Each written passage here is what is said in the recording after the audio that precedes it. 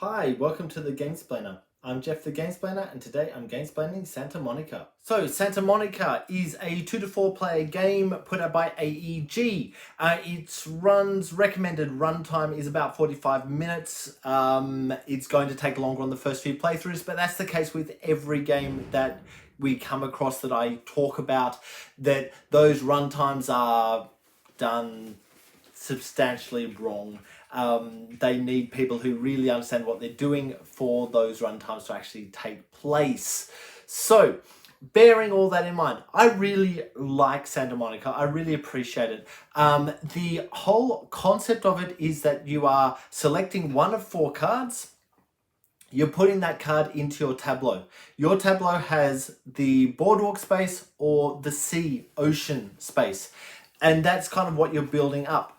Now, on each card, there is some stuff. You'll get some stuff when you place the card, and your card will have some little icons on it, and the card will depend on what other cards are next to it to get various points.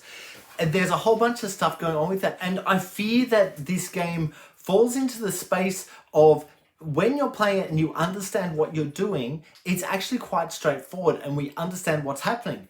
But to explain the game, it's not as straightforward because there's so many little details. The whole thing is this deck of cards that you're drawing from, every card is different.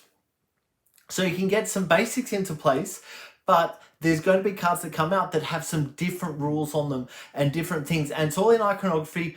And once you understand the iconography, it's straightforward and we understand it. But there's a lot of stuff that could go on. So it's probably worthwhile getting the game set up before you explain the rules so that you can explain the rules with what is in front of us at the moment. And when a new card comes out, then explain what that card does so that the game's running, but you're kind of explaining as the game is running. I think that is the best way to go, simply because a lot of the stuff doesn't come up. I haven't even seen a lot of the cards yet. I've played it a couple of times, but I haven't seen all the cards yet. And so explaining what happens on this one card isn't really worthwhile unless that card is in play and able to be taken. The producers of this game have done a really good thing in that there's some cards that you put out next to your deck, which you can spend money to do them. There's like a bonus action. And those bonus actions, there are 4 or 5 different cards, and each of those cards have different sides. So there's like 8 or 10, I can't remember which, but there's a number of different variations that could be in those cards and different combinations in those cards that it's going to make you think every time you play it. And this is really what the game comes down to, is the thinking. I can do that, but if I do that, I can't do that.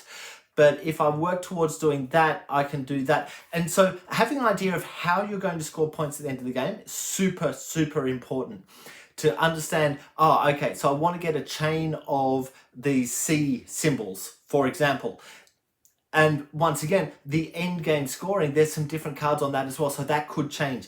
And that's worthwhile looking into as well. But using the basic end game scoring, looking for C symbols, the longest chain of C symbols. A chain is all the cards next to each other. As soon as you interrupt that chain, there might be some dramas. Looking at, okay, if I do this, I'm going to get this card in that has this symbol on, or will score these other symbols. So I need to make sure that I place these symbols next to this card so that this card actually has value. Or, I've already got that, so this card, putting that there will get me some extra points because of what's already in my tableau.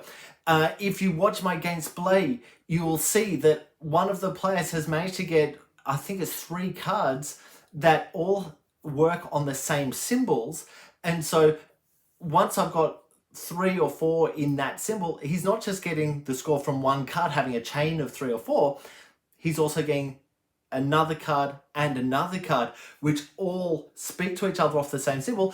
My instinct, without having done the actual scoring on that, is, and I hate to spoil it for you, but my instinct is the player who's done that is probably going to win. And that's the way he was playing. That's the way that that player was kind of trying to just adjust everything so that things would come into place to be able to get multiple scorings off the same cards. And realistically, that's a tough thing to do, but if you can get it going, really good. What I found on the first play that I had with the people at the table was, okay, let's just play this game to get a feel for it. Once we know what we're doing, the next time we play it, we'll actually understand it and be able to go after the things. And I found that the going after the things is what's going to get the points rather than just taking a card. Right at the beginning, however, you don't really have an idea. Like you are pushed in a direction by your starting piece, which tells you which cards you're going to get points from for placing footprints onto them. And you've got to move a certain coloured meeple across the card to get the footprints onto them. But at least it kind of pushes you in a direction to go, oh, if I gain that type, then that's what I'm going after. That's going to get me some points. That's a starting position. Then once you've got some other cards in, you can then start building off, oh, okay, I've got this in my tableau. I will add that because that's going to score, or that's going to push me in the direction of being able to score off each of these various different things. Look, I really like this game. I think this is a worthwhile one to have in your collection. If you have come across it, pick it up. It's a worthwhile one. I haven't really heard much about this one in my listening to different podcasts with people talking about stuff. Of course, that's usually how I hear about games, is I hear someone talking about it and go, oh, that sounds like a really good game. I'd better have a look at it. If I haven't heard about it, then it probably hasn't quite cut through the noise of being able to be seen by the people, to be able to be played or to be talked about by the different podcast people. So take this as your sign of this is a good game. Have a look at my Gamesplay explanation to get a feel for it. The Gamesplay that I've videoed, and I haven't edited it yet, and I don't talk about this often because my order of doing things changes each time I do a video. It just depends what I feel like doing at the time. But I feel like the editing of that video actually puts things in the right space to think about with trying to explain the game. As going back to what I was saying earlier, my explanation of the game for first-time players, my first time explaining it, there was a lot of blank faces at the table while I talked about, okay, so if you move this one to here or you take this card. The essence of the game is take a card, place a card. That's it. There are 2 lines, you can see what's coming up and go fall into the spots. There's a couple of little other funky little things like the foodie and the food cart, and they give you some bonuses, and it's worthwhile getting that stuff. In my playthrough that I had, I found that they were stuck on a card that no one really wanted because it gave some negative points if it was next to something else, and people were kind of a little bit iffy on it, and so no one really took that, and which meant that those things didn't get used anywhere near as much as they could have been used.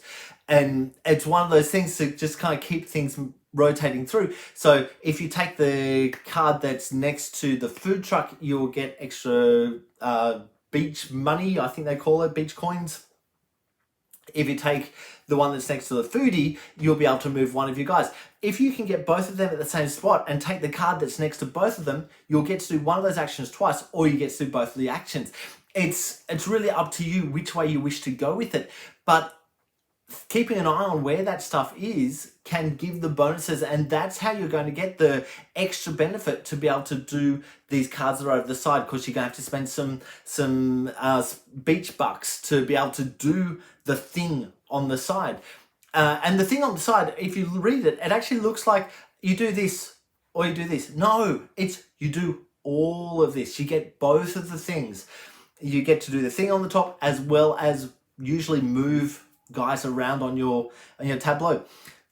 The tableau, moving the guys around, really ultra important, because at the end of the game there are beach spots that have little dotted circles, and they have a number of guys that you need to get into those spots, and that will give you points if you can get the right number of guys in there. Whoever has the most guys at the end of the game who are not in those circles will lose points.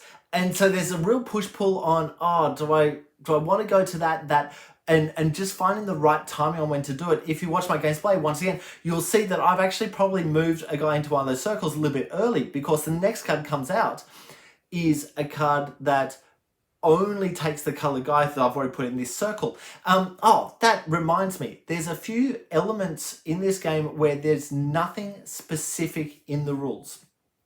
So for example, moving the meeples into those circles. Do I have to leave them in there the whole game? Can I move them out to other spots? I don't know. There is no ruling for which way to go. I know that seems like a really fine detail thing, but it is an important thing at the same time. And so having just those tiny little details of the, don't get me wrong, the rules are actually relatively easy to read, and there's so much going on in the game, it's easy to miss stuff, but it seems like that is a really fundamental, do I put it in and leave it there, or if I put it in, can I just move it to somewhere else if something better comes up? It's one of the frustrators that I have. However, I have really appreciated this game. I've really enjoyed it. So I'll leave it there. If you have any comments or suggestions, please write them below. Please go ahead and watch my Gamesplanation to get a feel for how the game plays and what it looks like and all the rules that go on with it. If you have any comments or suggestions, please write them below. If you have any games that you would like to be gamesplained, please shoot me an email to thegamesplainer@gmail.com. Follow me on Instagram and Twitter @TheGamesplainer to keep up to date with the games that I'm playing. Subscribe to my videos to keep up to date with the games that I'm gamesplaining. And until next time, enjoy gaming.